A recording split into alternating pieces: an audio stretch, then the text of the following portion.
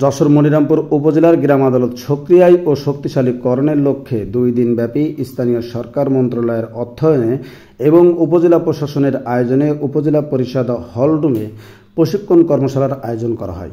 প্রশিক্ষণে উপজেলার 17টি ইউনিয়নের ইউপি সদস্য অংশগ্রহণ করেন। প্রশিক্ষণে গ্রাম আদালতের কার্যক্রম, আইন শৃঙ্খলা, নারী ও শিশু অধিকার, যুব ও সমাজের সংক্রান্ত বিষয়ে আলোচনা করা হয়। বৃহস্পতিবার কর্মশালার সমাপনী দিনে মনিরামপুর উপজেলার নির্বাহী অফিসার নিশাত তামান্নার সভাপতিত্বে প্রধান অতিথি হিসেবে বক্তব্য রাখেন স্থানীয় সরকার বিভাগের উপপরিচালক মোহাম্মদ রফিকুল হাসান।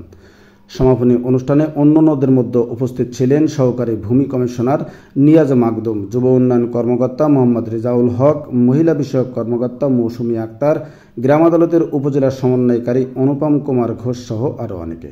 তহিদুল ইসলামের প্রতিবেদনে বিস্তারিত। ইউনিয়ন পরিষদের যে গঠিত গ্রাম আদালত আছে সেখানে মামলা যখন নিষ্পত্তি হবে সেই নিষ্পত্তির সময় উভয় পক্ষকে আমরা যে গ্রামে যে সালিশ করি না, খেয়াল করে দেখবেন সালিশ করলে কি উভয় পক্ষকে আমরা মিশ করে দিই, দেওয়ার পরে কি একটা মিষ্টি মেরে খাওয়ার একটা যে একটু মিষ্টি খাওয়া এরকম হয় না, এটা সৌহার্দ্যের পরিবেশ তৈরি করা হয়। তবে এতে করে যেটা হবে